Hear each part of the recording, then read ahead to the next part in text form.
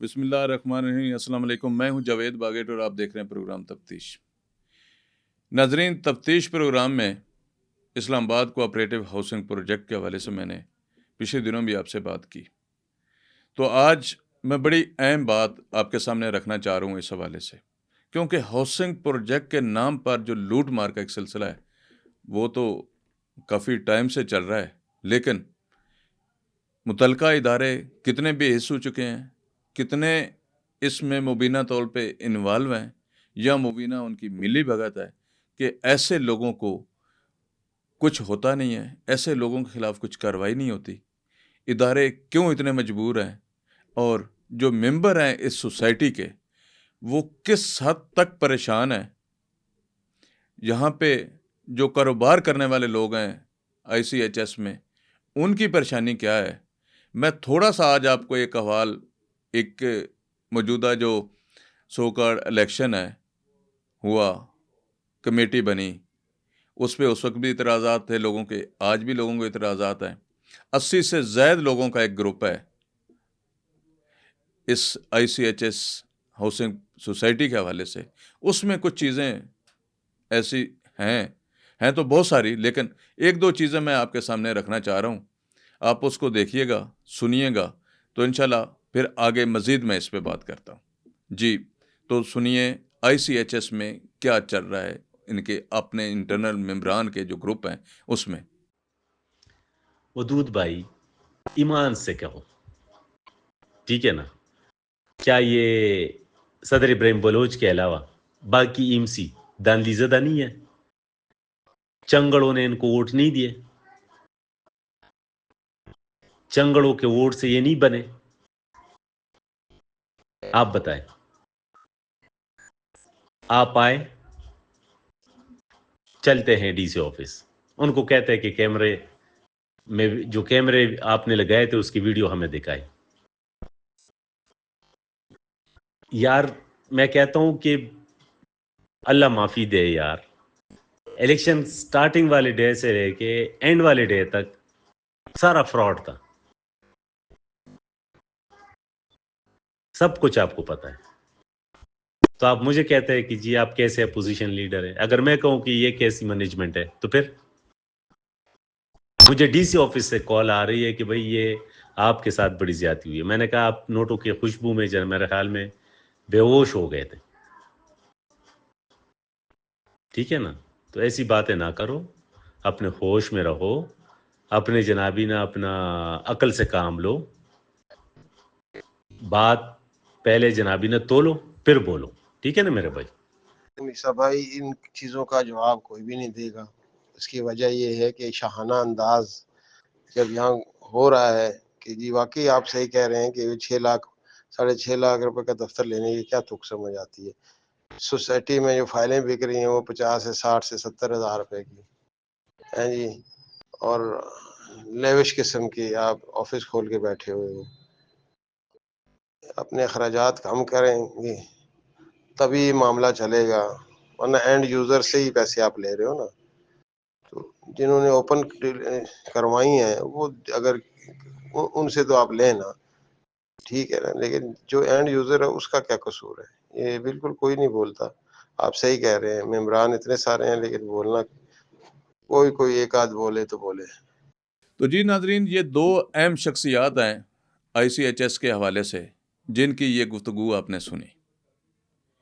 اس کے علاوہ اور بہت سارے ایسے آڈیو اور ریٹن میسج بھی اس گروپ میں موجود ہیں جو 80 سے زائد لوگ دیکھتے ہیں، ایک دوسرے کو بتاتے ہیں، بات کرتے ہیں کہ آئی سی ایچ ایس میں کیا ہو رہا ہے.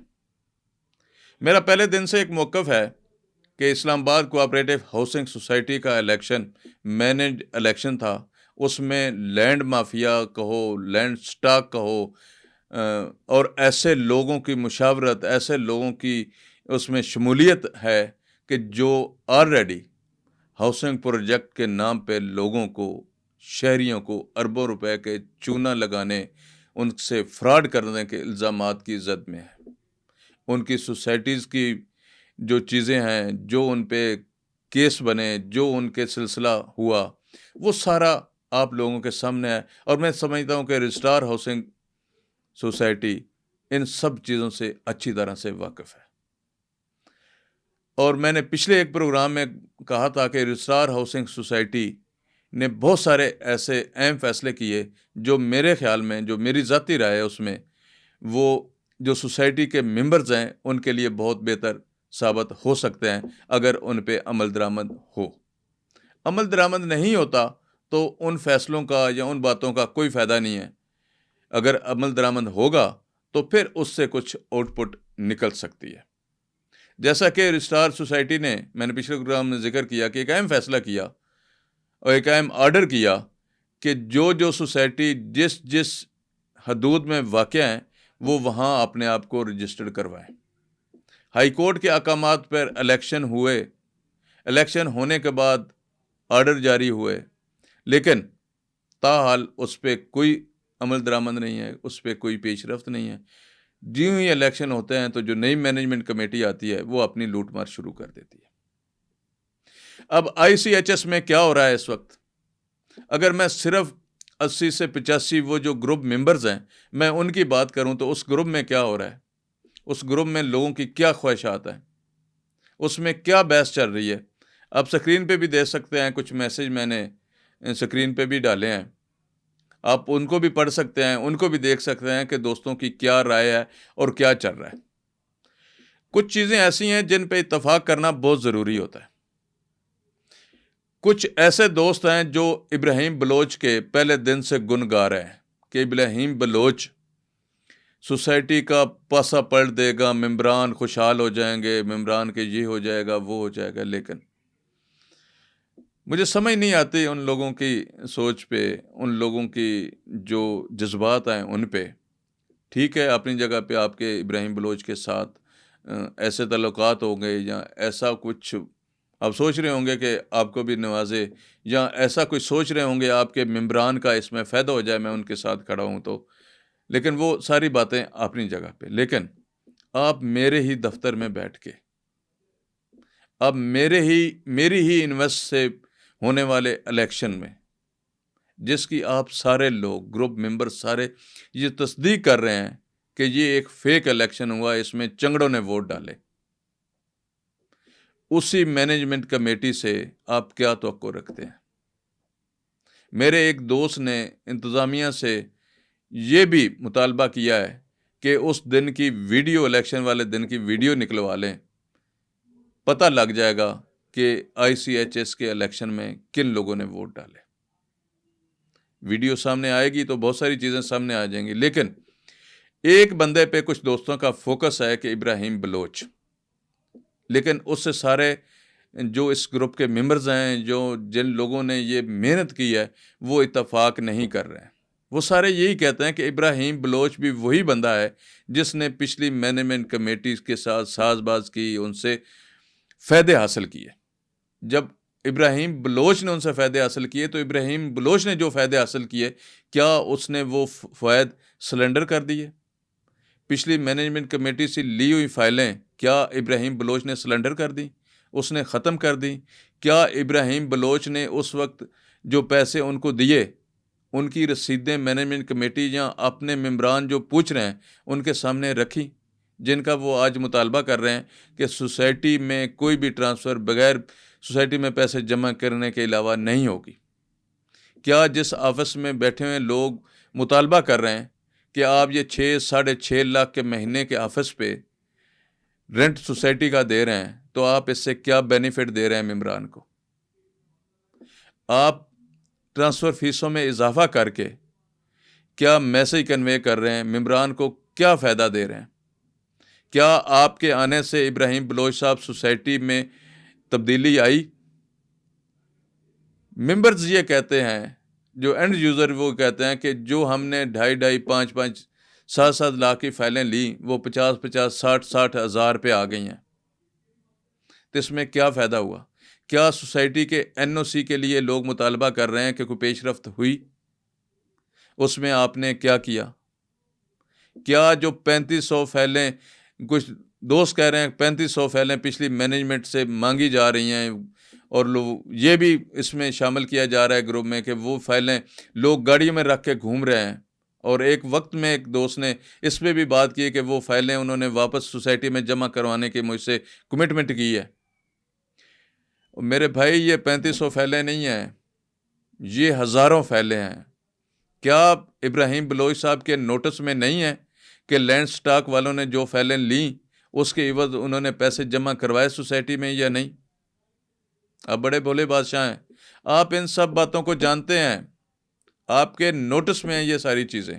لیکن کچھ دوست ایسے ہوتے ہیں جن کی کوشش ہوتی ہے، میں اس میں نیگیٹو نہیں سوچتا، کہ ہو سکتا ہے کہ ابراہیم بلوچ کچھ بہتری کرے یا کر سکے، لیکن وہ بہتری کیسے کرے گا؟ اس کے لیے بھی گراؤنڈ کی ضرورت ہے۔ اب اگر وہ اس آفس میں بیٹھ کے، جن کا یہ دفتر ہے لینڈ سٹاک والوں کا، کیا وہ لینڈ سٹاک کی جو انتظامیہ ہیں، جو کرتا دھرتا ہیں، ان کے خلاف جا سکیں گے؟